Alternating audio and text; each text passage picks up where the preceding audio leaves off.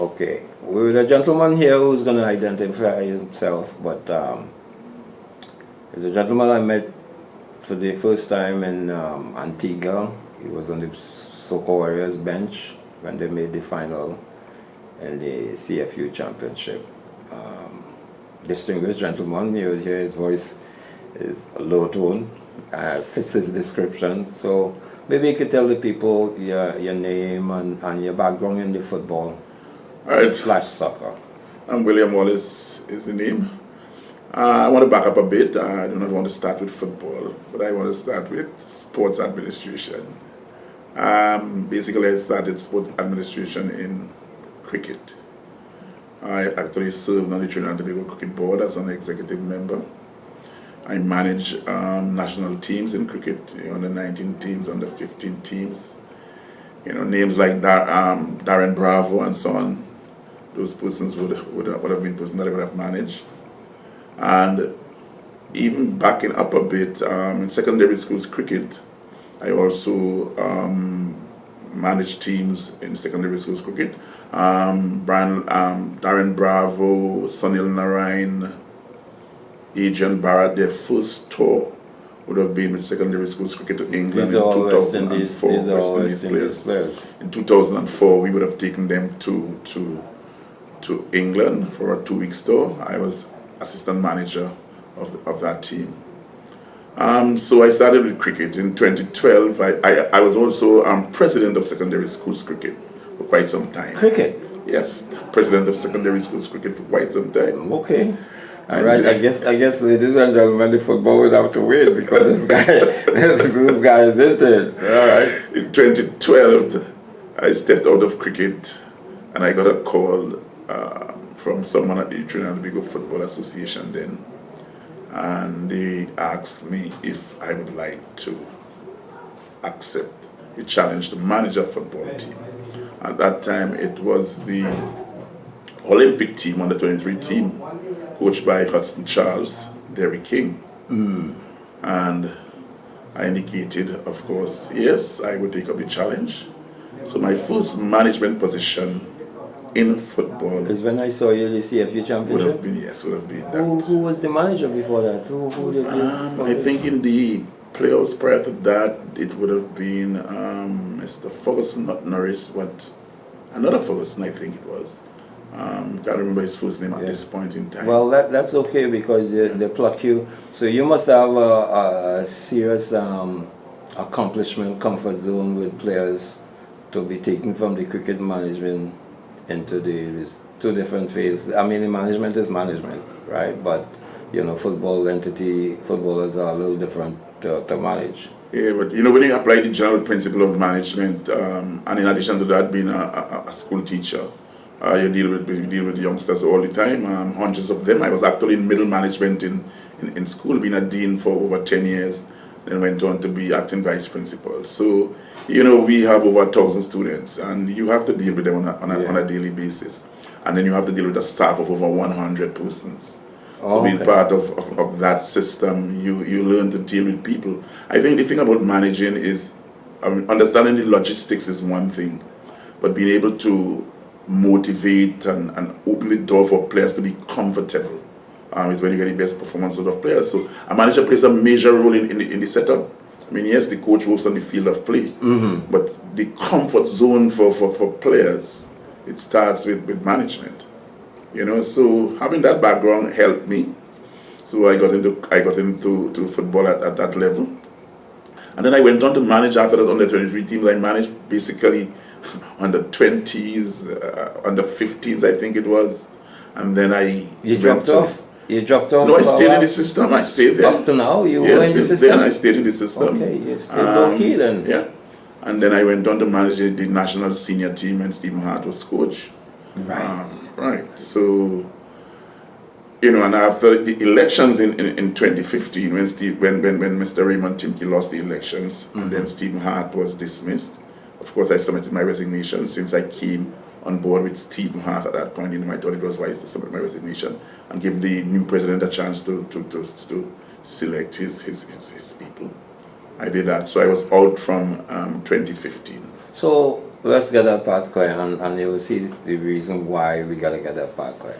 So, based on the change of regime, you felt it would only made sense to give the new regime the opportunity to choose who they want on rate, because there was a question with this new system where somebody was questioning you guys advertised the job for people who were interested to apply again, and I was of your thinking that I think it's only fair that okay, so we good that you think that way. Because I mean I worked with Stephen Hart up to the World Cup qualifiers. When we qualified for the Hex, I was the manager of the team up to that point in time. And then I thought Stephen Hart, as many other persons in Trinidad and Tobago, thought that he was doing a pretty good job up to that point in time. Given that we had a little fluctuation in our fortunes where we had some little internal issues with the team, I still think the best chance of moving forward would have been under Stephen Hart. So looking back now, I think I can say it here that it was an error to dismiss Stephen Hart at that point in time. But I mean that has what under the bridge now. Mm-hmm. So when Stephen Hart was relieved of his position as coach, I wrote a letter of resignation at that point in time. Okay. And since then, I continued to with the secondary school? secondary schools football as president. The accomplishments for people who are following secondary schools football in terms of what we would have accomplished during that period of time, bringing sports max on board. So we have live games, bringing a host of new sponsors on board. We have basically all our divisions in the secondary schools football are sponsored right now. But based on that, what you're saying there, and in interviewing David Williams about several months ago, he seemed to have a little concern about the secondary school, the not harnessing anything, and he said he was public about it. So I guess what his thinking was in regard to the schools. It's almost like it was non-existent and everything should be clubs under the Pro League clubs. And my position was, unless the Pro League clubs could absorb that type of responsibility, I didn't see it. So it's kind of ironic that you were there, and So I guess in moving forward now, were there challenging ideas from what he was envisioning? Is that some of the challenges and some of the differences that where football should have been heading? What made you run for the position to be a heir apparent? That's a good question. There is this narrative in Trinidad and Tobago that when we look at the whole outside of Trinidad and Tobago, that players at 18 and 19 are already playing for clubs and that type of thing. And nothing is wrong with looking at outside and looking at how things operate. But you know what? We have to take that information and bring it back and localize it, bring it back to where we're at, our resources, our structure, what we have set up. We have to be able to transfer it back to that. And then sometimes you're able to use things wholesale, and other times you have to do some tweaking to suit your circumstances. My question is this. So we have players who are the Ministry of Education, have students in school up to 20 years old. We provide a forum for them to play. Now we have to understand that there are two things here. There are players who would want to go on to play professionally and players who would want to go on to pick up scholarships and so on. All right? So we are providing that forum for both groups of players. We are doing that. If there's a player who wants to go on to play professionally, we don't stop the player. So the clubs are out there. You make your choice and you go on to play for your club. Mm-hmm. We don't stop that. And then there are players who think that I can't put all my eggs in that basket, and therefore I want to contribute with my academics, and therefore we also provide that forum. Now, what I can see happening here, and before I even get to that, let's talk about clubs in Trinidad and Tobago, and I'll get back to something else. Mm-hmm. I asked the question: what do clubs have right now to attract young players like that to come to them? What do you have? So when young players realize that persons are playing for clubs and they're earning $3,000 a month, $2,500 a month, I mean, is that really something that would attract young men to want to go down that road? I mean, you're thinking about your future here. Yeah. And if this is what you are exposed to, that you realize that this is what is on offer, would you really think that a player who has a choice, that is the road he wants to go down? And therefore, the narrative is there, but it is not supported by any major type of theater, any major type of anything. It's just people talking. And what I see is that we are supposed to work together. We cannot be operating in silos. Trinidad is too small for us to operate in silos. So whereas we have this school system, and we are not fortunate like in other places where we have academies, where persons can come in, eat, sleep, football, go to school right there, and they develop both their academics and their football in one particular area. We don't have that. Well, you have academies, but they're not the To that extent. Yeah, correct. So therefore, what I'm saying is that we have the school system. We have the facilities at schools. We have a safe environment.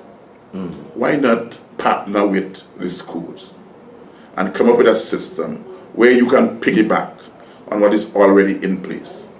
So I made a clarion call to the former administration. Let us meet. So one day I got this phone call inviting me to a meeting. I was so glad. I actually organized my executive to meet within 2 days because I think it was necessary. We got there, and of course it was a beautiful meeting, and we mapped out how we can work with each other. What are some of the areas that that we have strength in and so on. Do you remember how far back that was? And that would have been done probably in 2017. Okay. After the administration 2 years in office. And then we arrived at the MOU and we got a copy of it, and then it was withdrawn and said they had to tweak some stuff on it, and we're still waiting on that, of course. We never got anything back. That was the end of that meeting. And I'm talking about a meeting that you had the technical director, Anton Cornell, you had deceased Mohamed Issa, who was director of football then, you had Russell Latapi, who was involved in coaching, and all the stakeholders. So it was a meeting, an unnecessary meeting. It was done, but nothing, absolutely nothing came out of it. And that would bring me to me now being in this position. So now you spoke about it then, now you are in a position where you should marry both things. And of course, that is something that we would do. I mean, what has happened in the first 100 days in office, we have a major, you know what we have been dealing with. If you probably go, the press conference last week would have told you what we met in office when we came in, and the many other things that we have to deal with. But definitely, there's no way that we can move forward with the football without factoring in the schools. And I'm not going to more in secondary schools. You have to go right to primary schools. Correct. And in terms of what we are putting in place, in terms of the academies and so on that we would want to start up, that definitely would have the schools involved. So yes, we have a plan that we would involve our schools, use the, as I said, the available resources that we have, the available system that we have, and we will move forward. Now, in interviewing Terry Fenwick and Mr. Lecloy, and with this outbreak of the coronavirus, I know you guys were going to go have 2 games in Canada. What's the plans looking like? Well, at this point in time, as we sit here and speak, within 1 hour from now, an announcement would be made simultaneously with Canada that those games are cancelled. Of course, we have to put it in perspective of what is happening around the world and decisions taken in terms of those large gatherings and so on, and the movement of people from country to country, island to island. So in that respect, we would have probably met with our management team a couple of days ago, and we would have come to that decision. We were just awaiting Canada to fix their side of the thing to be able to make an announcement. They had contractual arrangements there, but the games were played there, so they had to put those things, fix those things first.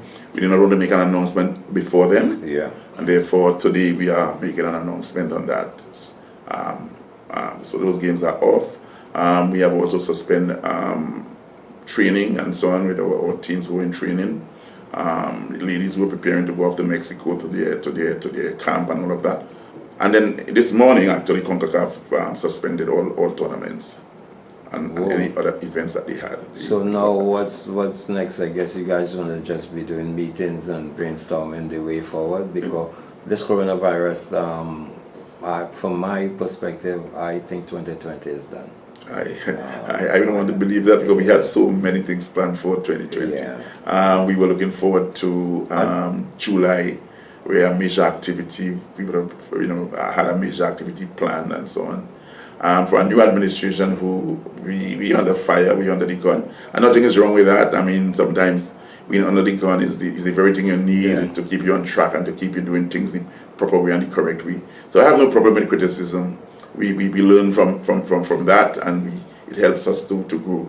But it's coming to a situation where we have $50 million debt. We at this point in time, our accounts are still frozen, and all these things are things that were not of our making. But of course, we can't see that it was somebody else's business. We are now in charge of the FA. We have to deal with those things. It's the same ship. Yes, definitely. The TTFA. So we are dealing with that. We are dealing with complaining, and that is the reality. So we have to deal with that.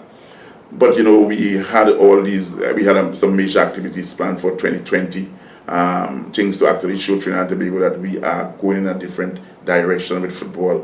A very positive direction that is.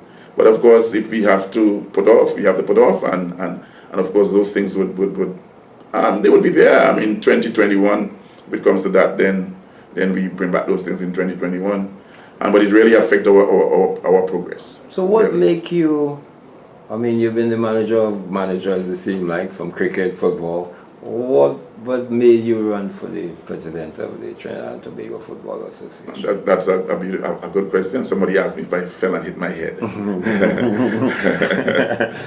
As I said, I'm still president of the SSFL. And you are still? Yes. I am going to be relinquishing that within the next month or so at our AGM. Okay. I have been one of the persons who would, as a general member of the TTFA, I'm one of the persons that would have been attending meetings and so on. One of the persons would have been asking questions about certain things, of course, without answers. And we felt that if we are stakeholders in our organization, the least we can get is answers on basic things. Football belongs to Trinidad and Tobago, and it doesn't belong to any one group or people. And we were not getting those answers, and after a while, one member had to take the organization to court to get information. I think that was, for me, was the turning point. That if a member who is entitled to information has to go to court to get that information, something is wrong with the organization. And at that point in time, I decided, no, we can't continue with this. And then I was approached by a couple of persons. We formed a pressure group and so on. We are the ones who go to meeting, ask questions, look lawyer, myself, and a couple of others. And then we met and started to think about changing the status quo. And we had our meetings and so on. And of course, we had to decide then who would probably lead the charge, So after quite a long time, persons approached me and asked me if I didn't think I fit the bill. Based on not just fit the bill, you're brave enough. I'm brave enough, and I decided I will do it. I mean, they said you have a good history in terms of SSFL. They have SSFL is doing quite well. People seem to think that was the best run league in Trinidad and Tobago at this point in time, and therefore they think you can make a contribution. And let me just say this to Trinidad and Tobago and the people in the football fraternity and even beyond. I would not have taken up that if, based on what we knew, based on the debt that we knew existed, and so on, I would not have taken this if there wasn't a plan in place to deal with, especially the debt. Whoa! There's a debt of $50 million. I mean, when we actually projected that we would have been close to that, before we got in, we projected it. But it seemed like before you got in, it was just an allegation. It's like nothing was, but now you inherited this. Definitely. And to see that you say no, that was one of the reasons you wanted to. That's really being responsible. Like. Yeah, I mean, we knew that this is really a millstone around the neck of the FA. I mean, this is a historic debt. It is not a debt that was created by the last regime. I mean, of course, they contributed to it, because in 2016 the debt was $16 million, and now we are at $50 million. All right,